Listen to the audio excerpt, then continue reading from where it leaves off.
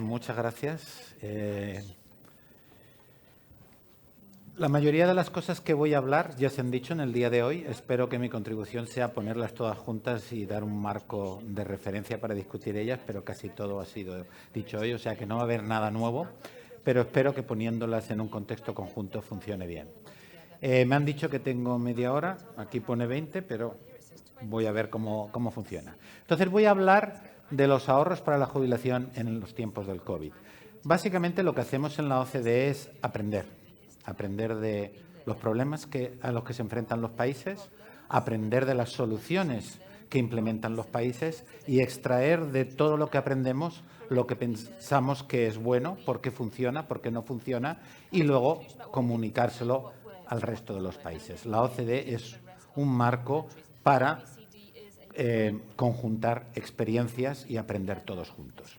Entonces, voy a hablar de los desafíos a los que se han y se enfrentan los sistemas de capitalización como resultado de los COVID, las principales políticas que se han implementado en los países, las principales directrices que nosotros hemos aprendido de lo que ha pasado en los países y por qué. Y también voy a intentar hablar un poco de 3 temas que se están planteando ahora como temas que vienen de la COVID, pero que van a estar aquí en los próximos años y probablemente un poquito más. Entonces, ¿cuáles son los desafíos que la COVID ha planteado en los países de la OCDE y en los demás países? Bueno, al principio todos vimos en el 2020 una caída enorme del valor de los activos que conformaban los portafolios para la jubilación. Esto es una caída en el papel porque están invertidos mientras no se vendan, mientras no se cambien las estrategias de inversión, no se materializan estas pérdidas. Pero esto es lo que ocurrió. En aquellos productos o planes en los cuales hay promesas, renta vitalicia, planes de prestación definida, planes con cierto nivel mínimo de garantía, que también existe como cash balance plans en Estados Unidos, pues se produjo un aumento de los pasivos. Y también, y esto es muy importante, una menor capacidad para contribuir a los planes de pensiones, tanto de los trabajadores, que vieron reducidos sus ingresos, que perdieron sus puestos de trabajo, como también de los empleadores, que sufrieron un impacto en sus negocios. Y esto se ha producido y se produjo en todos los países de la OCDE y también en países no de la OCDE. Además, los individuos y sus ahorros para la jubilación, los reguladores, los supervisores y los gestores, o sea, todos los que están envueltos en el sistema se han visto expuestos a ataques cibernéticos, fraudes y engaños. Y esto sigue funcionando hoy en día y se ve en la prensa y todos los reguladores hablan de ello. También en un principio hubieron unas disrupciones operacionales muy fuertes porque básicamente todo el mundo tuvo que trabajar remotamente. Obviamente, gran parte de esto se ha resuelto, learning by doing, o sea, básicamente conforme vamos enfrentándonos a ello, vamos aprendiendo, pero obviamente esto es importante tenerlo en cuenta y todo el tema de, como hoy, que pues parte es presencial y parte es a través del streaming. Y un punto muy importante, se ha hablado mucho esta mañana, voy a centrarme un poco en esto luego más tarde, es que muchos países han intentado implementar medidas, poner en práctica medidas con un objetivo laudable, es decir, aliviar el efecto a corto plazo, pero sin tener en cuenta a veces que pueden tener un efecto negativo a largo plazo. Y es importante cuando uno implementa medidas tener en cuenta esto. También, hoy en día, y muchos de los que estáis aquí, representantes de fondos de pensiones, os sentiréis identificados, los fondos de pensiones en todos los países están llamados a tener un rol activo y muy fuerte para invertir, para apoyar a la economía, para invertir en proyectos sostenibles, infraestructura y también consideraciones de medio ambiente, sociales y de gobernanza. A partir de ahora me referiré a ellas como ESG, utilizo el término anglosajón, espero que me lo permitáis.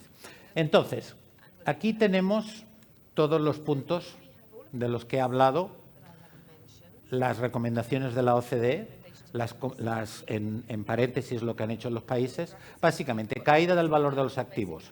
El mensaje es mantener el rumbo. limitar la materialización de las pérdidas. Muy importante comunicar todo esto en base a cuáles son las consecuencias.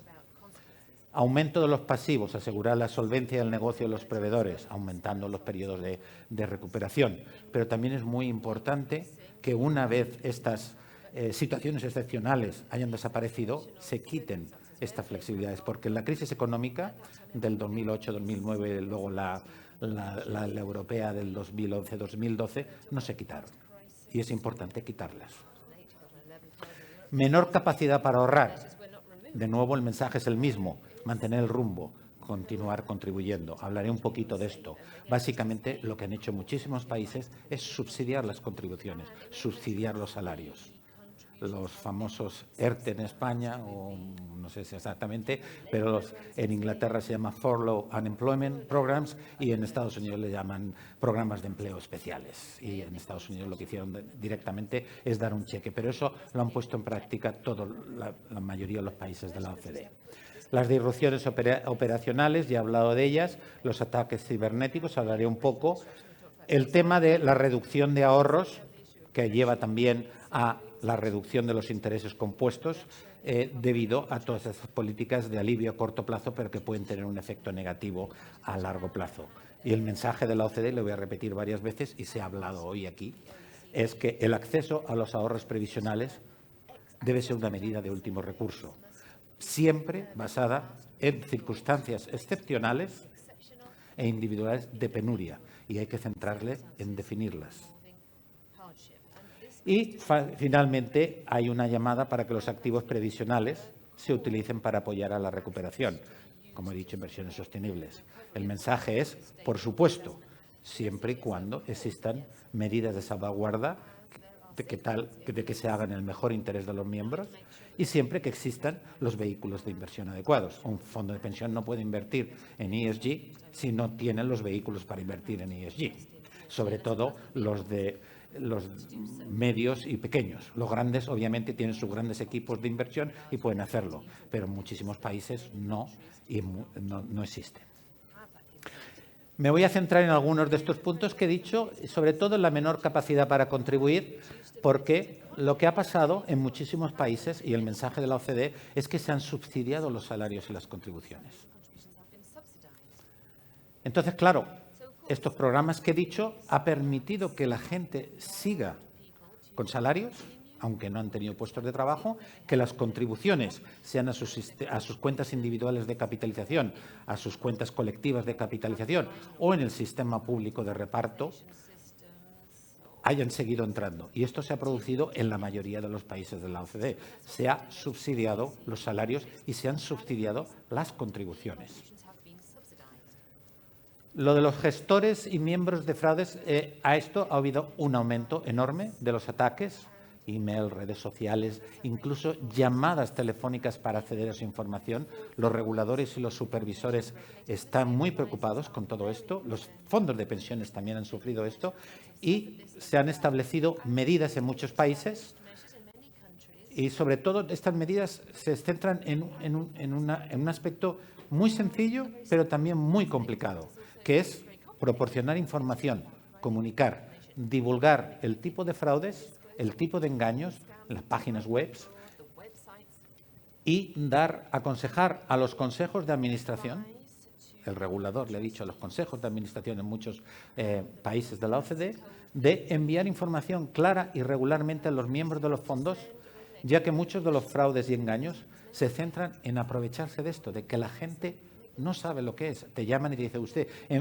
Por ejemplo, en Francia hay un programa en el cual el gobierno te da un dinero para hacer programas de capacitación. Y eso existe, todo el mundo lo sabe que existe. Y te envían emails diciéndote, teclea aquí porque no te han enviado el dinero. Y básicamente tecleas y el dinero se va a quien ha creado ese mensaje. Todo esto está pasando en Estados Unidos, en montones de ejemplos de este tipo de cosas también. Entonces, es importante que la gente tenga un sitio para ir a ver cuál es el tipo de problema, pero que también le envíen la información de cuál es el problema y cuál es la solución al problema. El otro punto que quería centrarme es en evitar medidas de alivio a corto plazo, bien intencionadas, pero que pueden tener un efecto negativo a largo plazo. ¿Cuáles son estas medidas? Pues obviamente, con todo el COVID-19, los confinamientos, la pérdida de trabajo, de salarios y de negocios, pues existe la tentación de implementar este tipo de medidas.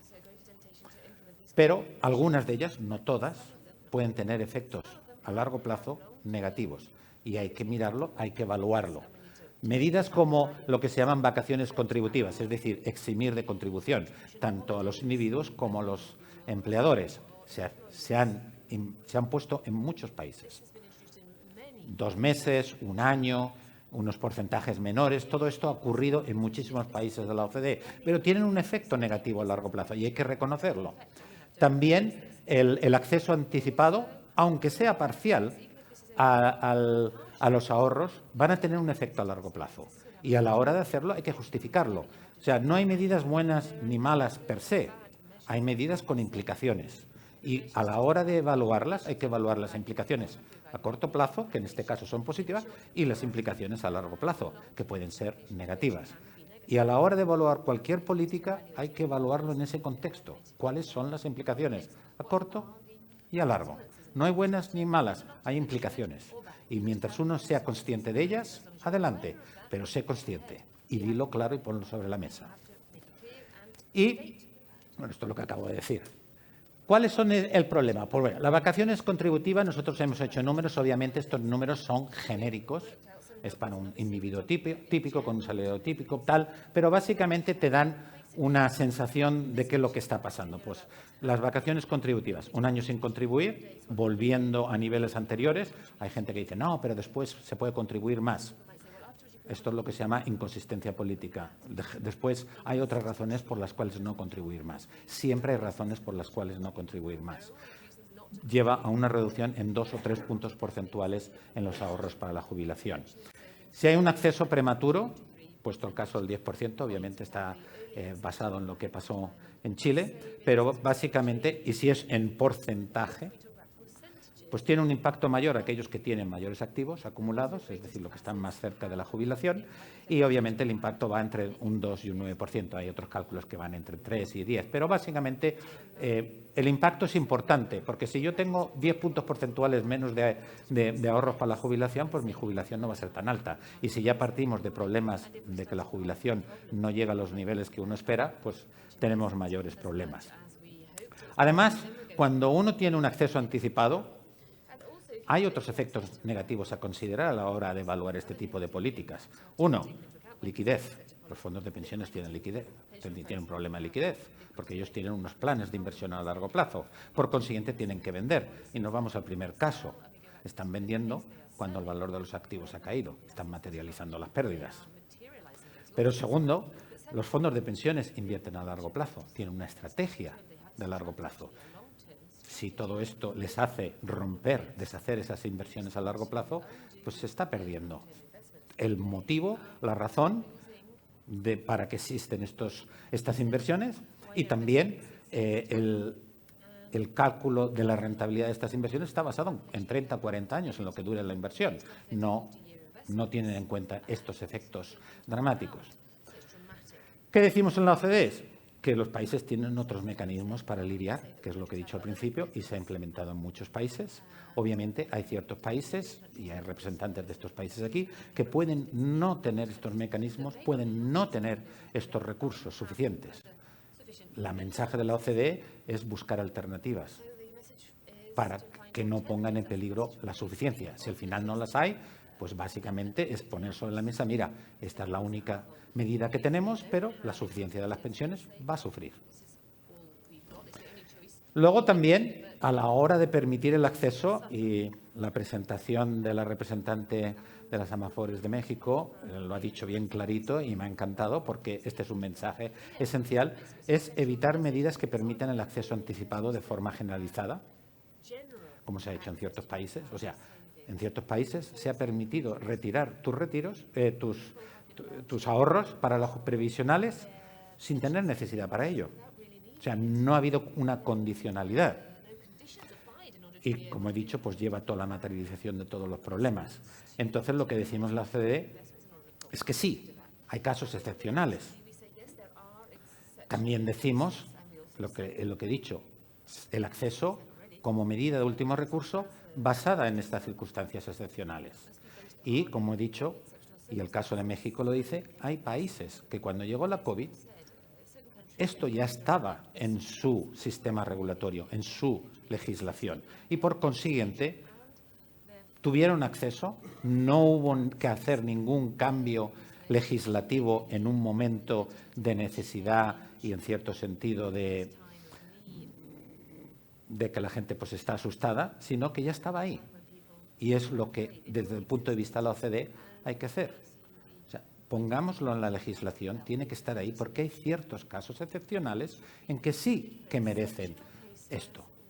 Pero hay que definirlos y lo que hay que hacer es discutir cuáles son ellos y ponerlos en la legislación. Y ahí es donde debería de estar la discusión. No si acceso o no, sino bien registrado, bien reglamentado en la legislación, como existe en ciertos países. Y el caso de México que nos han presentado esta mañana es perfecto, porque uno mira México y uno mira Chile y se da cuenta que en los dos países había el acceso, la gente retiró, pero sin embargo en Chile se retiró muchísimo más porque no había condicionalidad, ni siquiera estaba en la legislación, y en México, en comparación, es bastante poco. Sin embargo, nadie puede decir que la COVID fue mucho más dura en Chile que en México. Es sencillamente lo que ha dicho la representante de las Amofores de México. Ya estaba legislado, con condiciones bien claras, toda la gente se lo sabía y tuvo sus accesos. Tres temas que quiero destacar que hay en la discusión hoy en día. Uno, la necesidad de ahorros para situaciones de emergencia. La COVID ha demostrado que es necesario tener este tipo de ahorros. Dos, todas las llamadas que existen o las presiones, cada uno lo puede llamar como quiera, para utilizar los ahorros previsionales para apoyar a la recuperación económica en inversiones sostenibles y en oportunidades de inversión de ESG.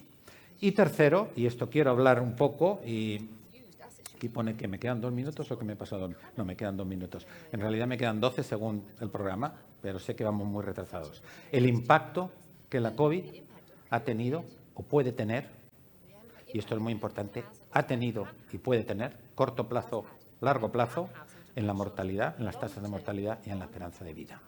Y ahora me centraré en eso. Pero primero, ahorros de emergencia. Bueno, claramente es esencial tener ahorros de emergencia. La COVID lo ha mostrado y todo este tipo de argumentos que hemos estado hablando lo han dicho. Hay países que disponen de 3 cuentas, básicamente, de ahorro a largo plazo. Una para la salud, otra para emergencias y otra para la jubilación. Esta última, la de la jubilación, no se puede acceder. Y la de emergencias, si cuando el día te jubilas hay dinero ahí, pues se va directamente a la jubilación. Si no, no se va. Eso existe en algunos países, es muy buena idea, pero claro, las ideas hay que implementarlas y la implementación puede tener problemas o no. Pero claro, si ya partimos de un punto de vista de que es difícil ahorrar para la jubilación, ahorrar más para una cuenta adicional, pues es problemático. Digamos que no ahorramos más, sencillamente que distribuimos lo que ya ahorramos, pues estamos quitando dinero de la jubilación para una cuenta de emergencias y estamos simplemente aumentando los problemas de suficiencia. Sí, es una buena idea, pero hay que implementarla. Y yo puedo ahora pasarme una hora discutiendo de distintas formas de implementarla que existen en distintos países. Pero se puede hacer, pero no es tan fácil. El uso de los activos acumulados para la jubilación. El mensaje de la OCDE es claro, por supuesto. Los ahorros acumulados para la jubilación se deberían invertir en apoyo a la economía para ayudar a la recuperación, en inversiones sostenibles, invirtiendo en oportunidades de inversión de medio ambiente, sociales y gobernanza. Por supuesto. Nadie puede negar eso. La cuestión es, como siempre, ¿cómo? ¿En qué condiciones? O sea, al principio estamos todos de acuerdo, pero solo si, primero, existen y si no, se establecen las estructuras de mercado y los instrumentos financieros adecuados. Si existen oportunidades de inversión apropiadas, porque muchas veces, sí, ESG, pero ¿dónde está? Hay que tenerlo. Y segundo, hay que tener salvaguardas, eso lo he traducido, no sé si está bien traducido a español, pero a mí me suena bien en español, pero mi español a veces... De tal forma que los proveedores, es decir, los fondos de pensiones, actúen en el mejor interés de los miembros. Porque, como ha dicho mi directora esta mañana, el Core Principle of Private Pension Regulation dice, y es muy claro, que los fondos de pensiones tienen que invertir siempre en el mejor interés de los miembros. Es lo que en el mundo anglosajón o en inglés se dice fiduciary duty. Es esencial. Entonces, la cuestión de nuevo es cómo. Debe haber salvaguardas. Los consejos de administración, los governing bodies, lo traducía a consejos de administración, tienen que ser independientes. La independencia es esencial, sobre todo el sistema político. Si no, pues cualquier cosa puede pasar. Segundo, los miembros de estos consejos tienen que tener las cualificaciones y las experiencias adecuadas para el tipo de decisiones que tienen que tomar. A veces se dicen, no, es que tienen que ser de esta forma. No, depende. ¿Cuál es el mandato del fondo de pensiones? Distintos fondos de pensiones tienen distintos mandatos. Entonces, ahí vamos a definir el tipo de cualificaciones y experiencias. Cuando me preguntan a mí, ¿qué dice la OCDE? Primero dime cuál es el mandato, cuál es el objetivo de este fondo de pensión, porque hay distintos objetivos. Y luego, en base a esos objetivos y mandatos, políticas de inversión claras y alineadas con estos objetivos, así como procesos de gestión de riesgos que tengan en cuenta y gestionen los diversos riesgos. ESG está muy bien, pero tiene riesgos, hay que gestionarlos, hay que entenderlos, hay que introducirlos en las tomas de decisiones de inversiones de los fondos de pensiones. Y hay que ayudar a los fondos de pensiones medios y pequeños en cómo hacerlo. Y bueno, todo esto hay un montón de vehículos que se pueden, todo el mundo habla de los PPP, Private Public Partnerships, bonos de infraestructura, otro tipo de bonos y también bonos para pequeña SMI, es pequeña y mediana empresa. Hay todo un formato, en la OCDE vamos a publicar dentro de un mes un estudio que pone todo esto en conjunto y lo podréis ver ahí, pero si alguien quiere discutir, yo encantado. Y luego las tablas de mortalidad y el COVID-19. El mensaje aquí, para mí, es muy importante, es un poco sutil, pero es muy importante porque estas discusiones se van a plantear tanto en Europa como en Latinoamérica. Porque todo el mundo está diciendo, en sistemas públicos y capitalización es necesario tener buenas tablas de mortalidad que se actualicen regularmente, utilizando la población adecuada dependiendo de cada país, y que incorporen mejoras futuras de la esperanza de vida y la mortalidad. Es esencial. ¿Por qué es esencial? Pues primero, los reguladores y supervisores utilizan las tablas para asegurarse de que cualquier promesa mínima, media, máxima, total, de que se reserve el capital suficiente para cubrir estas promesas o garantías. Primero. Segundo, la esperanza de vida es una de las variables claves, como han dicho mucha gente esta mañana, para determinar cuánto tengo que ahorrar durante mi vida laboral, porque tengo que calcular por cuántos años voy a financiar mi jubilación. No es lo mismo si voy a vivir a los 95 que si voy a vivir a los 100. Tengo que ahorrar más. O si no, alguien lo tiene que pagar. Pero eso es otro tema a discutir. Entonces, es importante a la hora de todo esto entender cómo ha afectado la COVID a todo esto, porque hay muchos países ahora que se están diciendo, bueno, pues la COVID ha aumentado la tasa de mortalidad y probablemente si pregunto aquí, todo el mundo piensa que la COVID-19 ha aumentado la tasa de mortalidad enormemente. Seguro que todos pensáis eso, o la mayoría. La realidad, como voy a decir, es más nuance, como dicen en inglés. Entonces, ¿cuál es la realidad? Hay que distinguir entre el corto y el medio plazo. Entre el corto y el medio plazo por un lado y el largo plazo por el otro. ¿Por qué? Vamos a ver. En cierto sentido, lo que ha pasado, según los expertos, yo aquí simplemente traigo el mensaje de los expertos, es que todos hemos visto que la COVID ha afectado más a las personas mayores, lo que ha llevado a un incremento en la tasa de mortalidad de los individuos de 65 o más o 75. Todos vemos eso y todo el mundo pensamos, sí, la COVID ha aumentado la mortalidad, ha tenido que disminuir la esperanza de vida. Hasta aquí todos de acuerdo. ¿Qué ha pasado? Que la mayoría de la gente que ha muerto son gente con patologías, comorbidities, como dicen en inglés. Esta palabra la aprendí hace 2 días en español, las patologías. Esto quiere decir que, ¿quiénes son los individuos que han muerto? Aquellos que, si uno tiene la distribución de la esperanza de vida o de las tasas de mortalidad, han sido aquellos que están por debajo de la mediana o de la media, depende del tipo de distribución. Porque son aquellos que ya tienen de partida patologías, son los que están definiendo la parte de la izquierda de la distribución. ¿Y qué ha pasado? Pues han muerto antes de lo que hubieran muerto sin la COVID. Estoy hablando con términos fuertes, pero... Entonces, ¿qué ha pasado? Pues que esta gente hubiera muerto en los próximos 3, 5, 10 años, no sé cuál es la ventana. En vez de haber muerto en estos 3, 5 años, han muerto en el 2019 y en el 2020, antes de tiempo, básicamente, lo cual no es bueno. Y los expertos en esto, los demógrafos, no se llaman demógrafos, no me acuerdo del término, han muerto, les llaman muertes aceleradas o muertes tempranas. Es decir, han muerto antes de tiempo. Tenían que haber muerto en los próximos 3, 5 años, pero han muerto en el 19 y en el 20. Entonces, los que siguen con vida, ¿quiénes son? Aquellos que no tienen patologías, es decir, aquellos que están en la parte derecha de la distribución, aquellos que tienen una esperanza de vida mayor que la media. Obviamente, aquí no estoy hablando del COVID a largo plazo, que nadie sabe lo que va a producir, abstrayéndonos del COVID. Obviamente hay que monitorearlo, y lo voy a decir bien claro, pero los datos de hoy son los datos de hoy. El COVID a largo plazo es una posibilidad, pero no lo sabemos. Una vez esta ventana de 3-5 años pase, la esperanza de vida y la mortalidad volverán a las tendencias anteriores.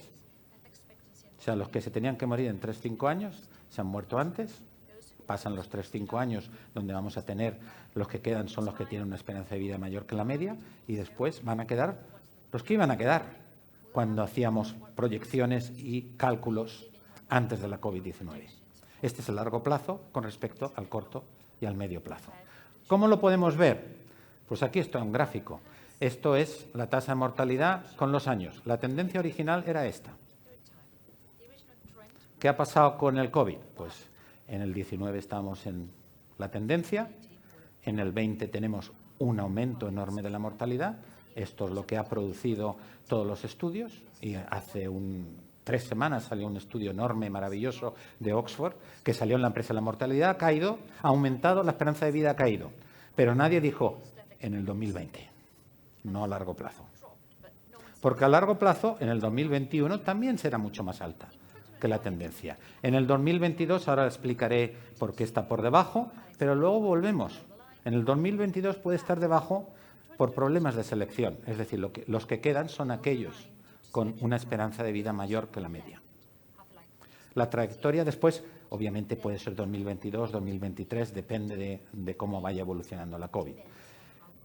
Y va a depender de cuál es el efecto de la COVID a largo plazo y otros efectos. Hay gente que dirá, bueno, la COVID ha hecho que mucha gente con cáncer y con otras enfermedades no hayan podido hacer los seguimientos necesarios en los hospitales, en todo esto. Cierto. No lo sabemos aún, pero es cierto. Por eso va a depender de eso. Pero esta es la idea general. Sí, ha aumentado muchísimo, pero a largo plazo no va. Entonces, ¿cuál es lo importante? Es que no hay ninguna necesidad de cambiar las tablas. A largo plazo, de nuevo, aparte del COVID a largo plazo, el impacto en la mortalidad y en la esperanza de vida va a ser insignificante. Y si no, miren ustedes lo que llaman la fiebre española del 2018-2019. Váyanse a los datos y miren, hace así y sigue. Entonces, uno puede decir, bueno, ¿y las reservas de capital? ¿Qué pasa? Pues hay 2 efectos, como he dicho. Al principio muchos han muerto, lo cual quiere decir que menos liabilities, pasivos por el aumento de las muertes o muertes más tempranas, pero, como hemos mostrado, en el 2023 quedan los de largo plazo. Básicamente se puede cancelar un efecto con otro, no hay necesidad.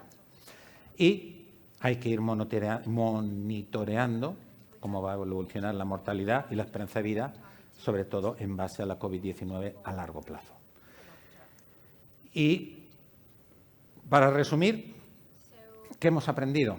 Al menos en la OCDE, pues mantener el rumbo, no materializar las pérdidas en papel, vendiendo, cambiando estrategias de inversión, seguir ahorrando para la jubilación, permitir flexibilidad regulatoria y supervisora y quitarla cuando las circunstancias excepcionales han desaparecido, comunicar, informar los ataques cibernéticos y fraudes, cómo se producen y cómo evitarlos.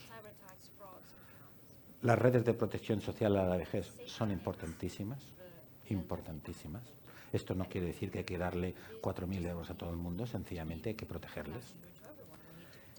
El acceso anticipado a los ahorros previsionales debe ser una medida de último recurso y solo bajo causas excepcionales individuales de penuria.